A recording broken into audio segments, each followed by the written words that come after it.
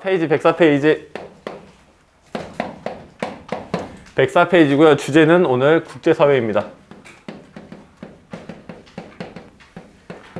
국제사회가 주제고, 그래서 첫 번째 국제사회의 의미, 두 번째 특성, 세 번째 국내법과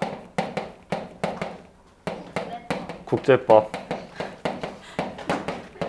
네 번째로 국제 연합 UN, 이렇게 네 가지만 보시면 끝납니다. 아주 심플하게 볼 테니까 바짝 따라오십시 바랍니다. 첫 번째 국제 사회, 그 중에 첫 번째 국제사회의 의미가 있겠죠. 일단 국제사회란 걸 들어는 보셨습니까? 네. 국제사회란 걸 들어는 보셨네요. 그러나 먼저 사회와 국제사회를 조금 비교를 한번 해보셔야 돼요. 사회라는 게 뭐지, 우리가? 우리 지금 공동체, 엄청 어려운 단어가 나왔습니다.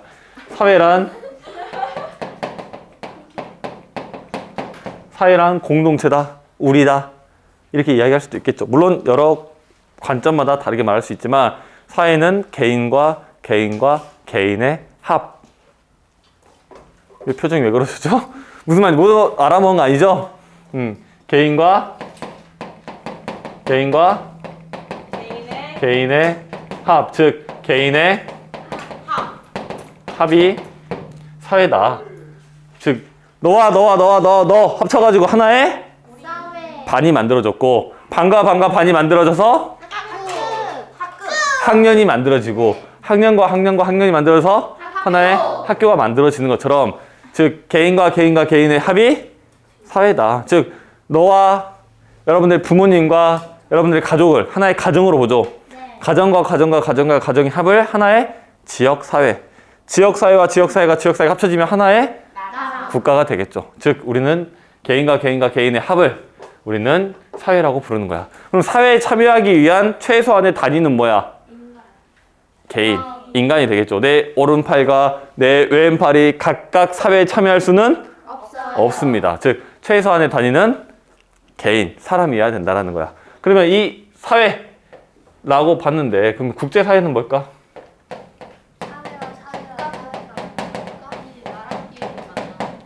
여기 가로치고 숨겨져 있는 게 있죠. 인간 사회잖아, 우리는. 그죠? 사람들의 사회가 우리 기본값으로 사회라 부르는 거고, 사람들의 사회가 아니니까 국제니까 뭐들의 관계일까?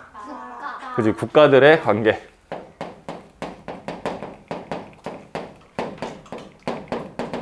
즉 국제사회랑 국가들의 관계를 우리는 국제사회라고 부른다는 거야. 오케이? 그러면 모든 국가들은 이 국제사회에 낄 수가 있어요? 낄 수가 없는 나라들도 있다는 거야. 여러분들 사회에 참여할 수 있어요? 사회에 참여할 수도 있지만 정치엔 참여할 수가 없어요. 또 여러분들은 투표권이 없어. 왜? 나이가 어려서. 그죠? 어리기 때문에. 즉 국가들도 특정한 자격과 또는 특정한 조건이 있어야 이 국제사회에 낄 수가 있다는 거야. 여러분들이 집에 가는 길에 와, 오늘 왠지 날씨가 너무 좋은데 가가지고 자동차 매장에 가가지고 여기 제네시스 한 대 주십시오 하고 끌고 갔어. 가능합니까? 엄마 아빠가 놀라가지고 바로 환불하러 오겠지. 미성년자는 이걸 살 수 있는 권리가 없다. 부모님은 이걸 취소할 수 있는 권리가 있다라는 것처럼 특정한 여러분들의 일에 여러분들이 책임질 수 있는 자격을 갖춰야만 된다라는 거지. 이해되신가요? 국가들도 똑같습니다. 국가들도 자신들의 일에 책임질 수 있는 나라들만, 즉 뭘 지닌 나라들? 책임. 다른 말로 권력이요. 주권, 주인된 권리. 주권을 지닌 국가들만 국제사회에 참여할 수가 있다는 거예요. 즉 국제사회라는 것은 주권을 지닌 국가들 간의 관계를 우리는 국제사회라고 한다. 오케이? 자, 두 번째 특성으로 넘어가겠습니다. 특성에는 세 가지가 있습니다. 첫 번째, 자국의 이익을 우선시. 두 번째, 원칙적으로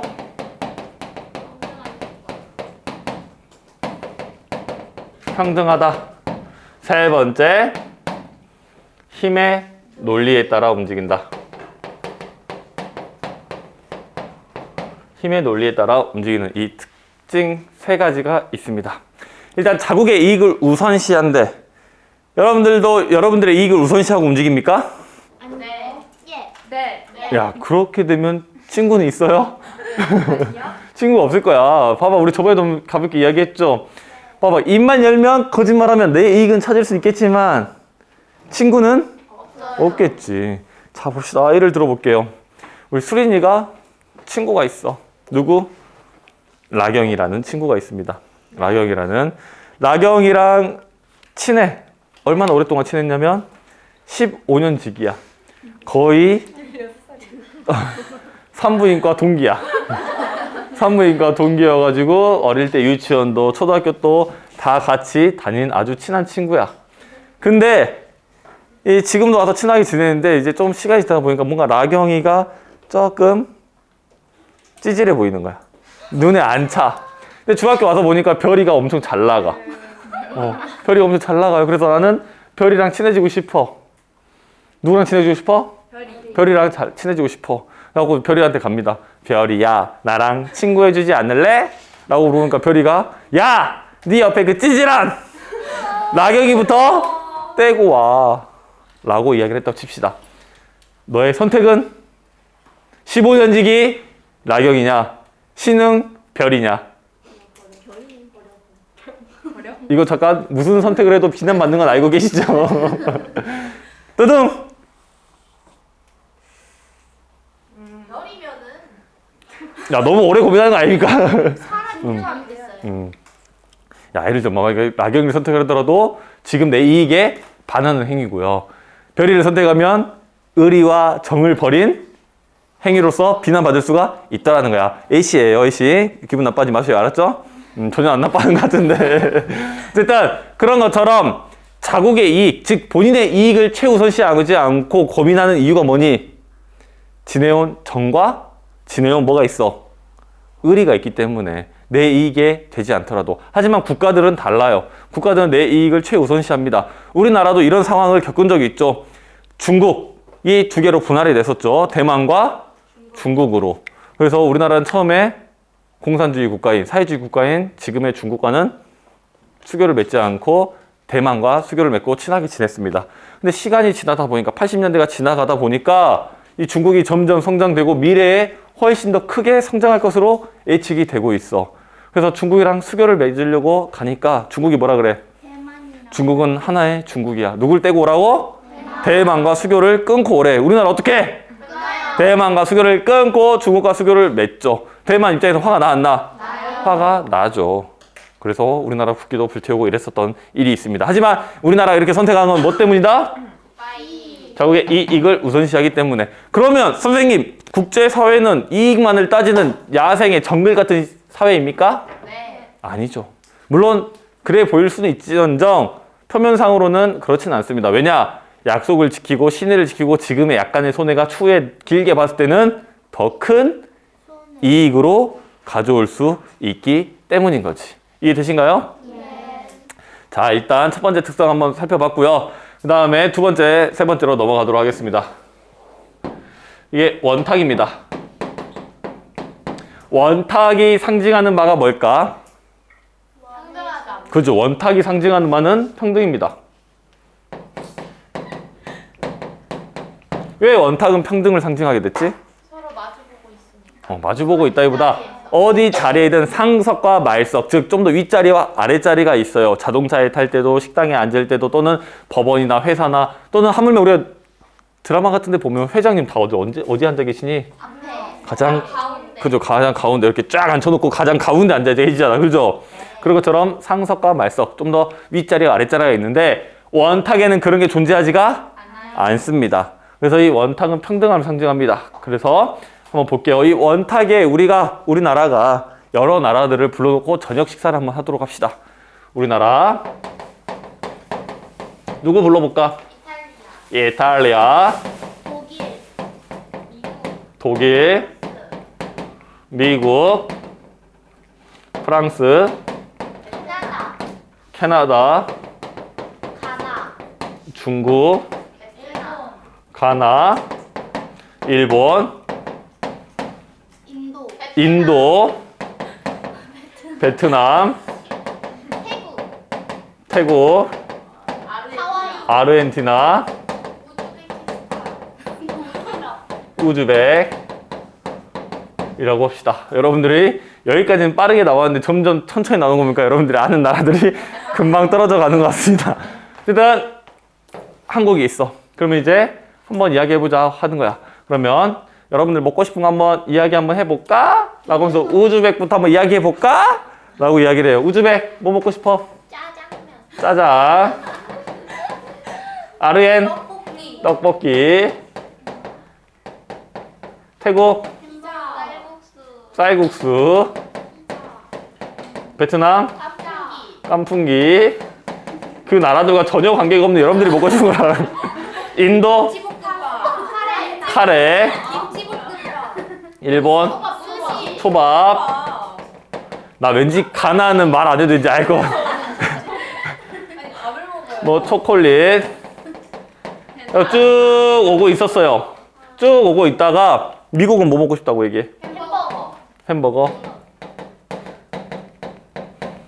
그러면 이제 갑자기 미국이 햄버거 하는 순간 갑자기 사람들 눈이 두둑 거릴 거 아니야. 독일 뭐 먹고 싶다 그래? 햄버거, 햄버거. 이탈리아? 햄버거, 햄버거. 한국? 햄버거, 햄버거. 야, 우리 잘 안 맞네. 다시 한번 물어볼까? 우즈벡? 햄버거, 아르헨? 햄버거, 태국? 햄버거, 베트남? 햄버거, 인도? 햄버거, 인도 미쳐가지고 갑자기 아니야! 나 오늘 카레 먹고 싶어! 그럼 갑자기 막 베트남이나 인도네시아 팔을 툭툭 치겠지. 야, 너 왜 이래 미쳤어? 라고 할 거 아니야. 그래도 카레 먹고 싶다고 하면 어떡해? 먹어야죠. 어떻게 먹어? 배달, 미국이 하면 어떻게 되겠어? 끌려 나갈 수도 있다라는 거지. 인도는 카레를 먹을 수가 없다라는 거지. 오늘 저녁 메뉴 뭐야? 햄버거, 햄버거로 정해지는 거야. 이해되셔요? 야, 근데 우리도 꼭 국가간만 아니라 우리가 만약에 나경이가 나중에 회사를 갔어. 우리 신입사원 나경이 왔으니까 오늘 회식하지. 중국집 딱 갔어. 나경이 먹고 싶은 거 시켜. 뭐 먹을래? 짜장밥, 짜장밥. 근데 갑자기 부장님이 나는 짬뽕이네. 라고 하면 이제 뭐야? 예, 뭐 먹을 거야? 짜장밥 먹을 거야? 짜장 먹을 거야? 짬뽕 먹을 거야? 짬뽕이, 그러지. 이렇게 대한민국에서 16년이면 이렇게 눈치가 빠르고 사회생활 한단 말이야. 즉, 이 강력한 미국이 말한 햄버거를 먹게 될 수밖에 없다라는 거지. 자, 봅시다. 원칙적으로는 평등해요. 모두가 원탁에 앉아 있는 것처럼 평등해 보이지만 실은 뭐의 논리로 움직인다? 힘의 논리에 따라 움직인다. 강력한 강대국은 발언권이 세지만 그렇지 못한 약소국은 발언권이 없다라는 거지. 베트남 깐풍기 먹어 못 먹어? 인도 카레 먹어 못 먹어? 미국 햄버거 먹어 못 먹어? 먹을 수가 있다라는 거. 즉 힘의 논리에 따라 움직이는 게 국제 사회다라는 거야. 이해되시죠? 어렵지 않죠? 자, 그러면 여기까지 배웠으면 국제사회란 주권을 지닌 국가들의 관계고요. 자국의 이익을 우선시하고 원칙적으로는 평등해 보이지만 실은 힘의 논리에 따라 움직인대. 그럼 이건 딱 뭐야? 완전 질서 없는 정글같이 보일 수도 있잖아. 정글같이 움직일 수도 있잖아. 약육강식처럼 보일 수도 있잖아. 근데 국제사회가 그렇게 움직여요? 그렇지만은 않다라는 거지. 그렇지 않게 만드는 세 가지가 있습니다. 첫 번째, 국제기구. 두 번째, 국제법. 세 번째, 세계 여론이라는 게 있어요. 세계 여론. 그래서 그 중에 우리가 국제법을 한번 살펴볼 건데, 한번 국제법 한번 보겠습니다.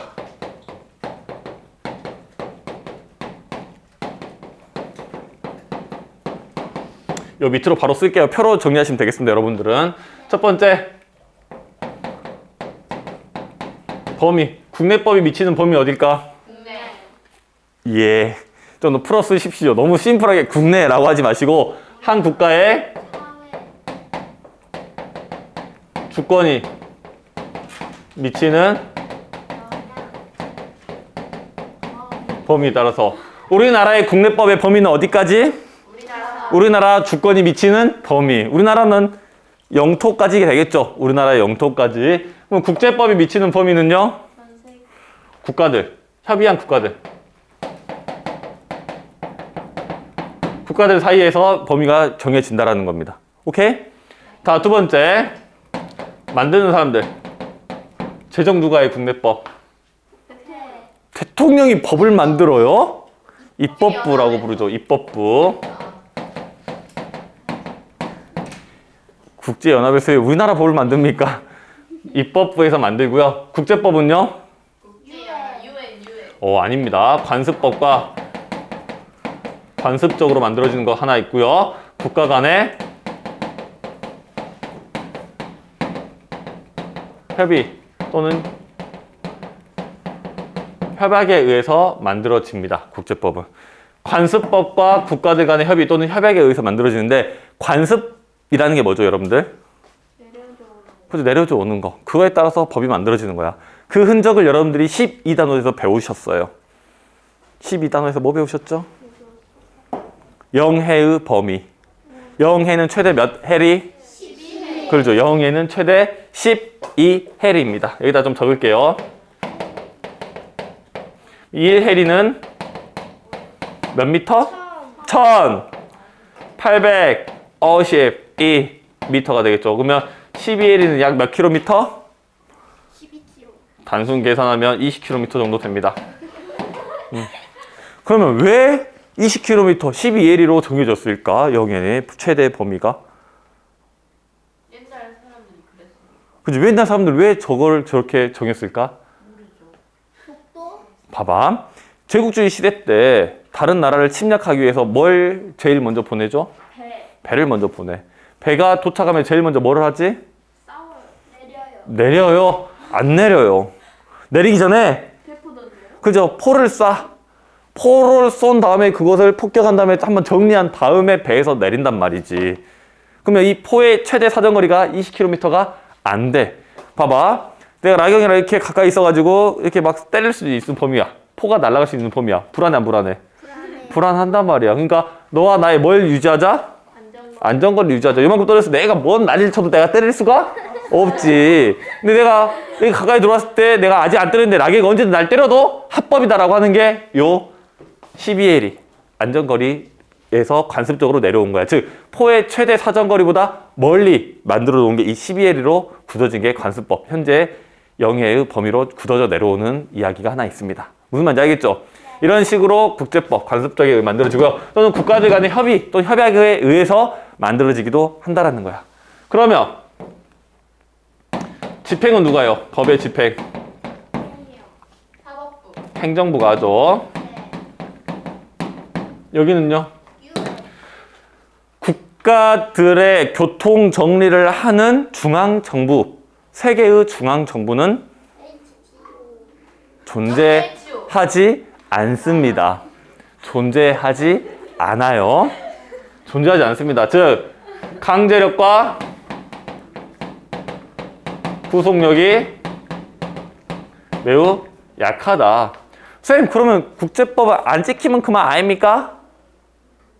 아닙니까? 어쩔 건데 내가 법을 안 지키면 어떻게 되니? 사법부에 끌려가요. 행정부의 처벌을 받겠죠. 행정부의 처벌을 받고 될 겁니다. 즉 내가 만약에 라경이를 이렇게 톡 때렸어. 나는 그러면 내일 여기서 나를 볼 수가 없어요. 없게 되겠지. 하지만 국제법을 지키지 않았다고 나를 처벌할 수 있는 행정 절차가 없어요. 존재하지 않아. 그러면 안 지키면 그만이야? 아니요. 예. 안 지키면 그만이야. 안 지키면 그만이야. 선생님 왜 그러면 법을 지키고 살죠? 왕따 될 거. 그렇죠. 이걸 지키자면 세계의 여론이 안 좋아요. 악화돼요. 여론이 안 좋아지면 나의 이익에 손해가 되지. 그러니까 이것들을 지키게 된다라는 거야. 결국 뭐에 따른다? 힘에. 자국의 이익을 우선시하기 때문에 저런 것들도 지키게 된다라는 겁니다. 어렵지 않죠? 네. 그럼 마지막 뭐 남았죠? 국제연합. 국제연합 보고 끝내도록 하겠습니다.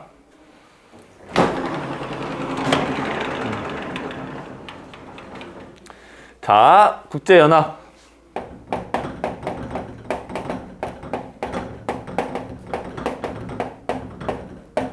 국제연합. 이거 작년에 한번 가르쳐 드렸던 거 기억나시죠? 네. 작년에 우리가 2차 세계대전 끝나고 그러니까 1차 세계대전 하고 국제연맹 배우고 국제연합과 비교하면서 가볍게 설명을 드리고 내년에 이거를 좀 더 디테일하게 배울 예정입니다. 라고 이야기를 했었어. 그 순간이 지금 이 순간인 거야. 알았죠? 일단 이야기해 봅시다. 국제연합은 뭘 계승해서 만들어졌지? 국제연맹. 리그 오브 레전드는 롤 게임이고요. 리그 오브 네이션즈, 즉 국제연맹을 계승했습니다. 국제연맹은 1차 세계대전이 끝나고 이런 비극을 다시 반복하지 말자라는 취지에서 만들어진 것이었죠. 하지만 군사적인 제재 수단이 존재하지 않았고 그렇기 때문에 다시 2차 세계대전이 터지게 됩니다. 2차 세계대전이 터지고 진짜로 이런 비극을 다시 재발하지 말자라고 하고 국제연맹을 계승해서 만든 게 국제연합. 얘들은 군사적인 제재 수단이 존재하게 되는 거죠. 그래서 이 국제연합 안에서 가장 중요한 의사결정 기구 중에 하나인 안전보장이사회가 있습니다.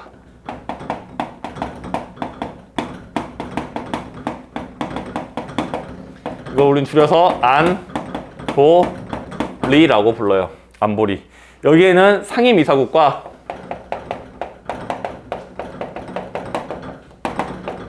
비상임 이사국이 있어요.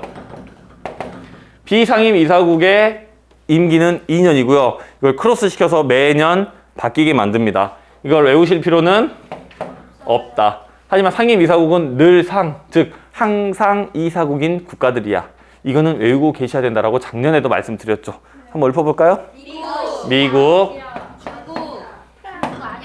영국, 이탈리아, 프랑스, 독일. 이탈리아 아니야. 독일, 러시아, 일본, 중국. 미영프러중이라고 외우라고 말씀드렸죠. 네, 여러분들의 답변 중에서 이탈리아, 독일 이 이야기가 나왔는데 이 국제연합이 만들어진 맥락을 생각해 보시면 절대로 나올 수 없는 국가들이죠. 2차 세계대전이 끝나고 이걸 재발을 방지하고자 이걸 만들었죠. 2차 세계대전 전범 국가가 누구야? 독일, 일본, 이탈리아. 독일 말하는 친구들 정신 차리십시오. 그래서 미영프러중이라고 외우라고 말씀드렸죠. 이 친구들은 매우 권한이 강력한 걸 하나 갖고 있어요. 어떤 걸 갖고 있냐면 거부권이라는 걸 가지고 있습니다. 즉 안전보장이사에서 하는 일이 뭐냐면 유엔군을 파견할지 말지 결정하는 권한을 가지고 있어.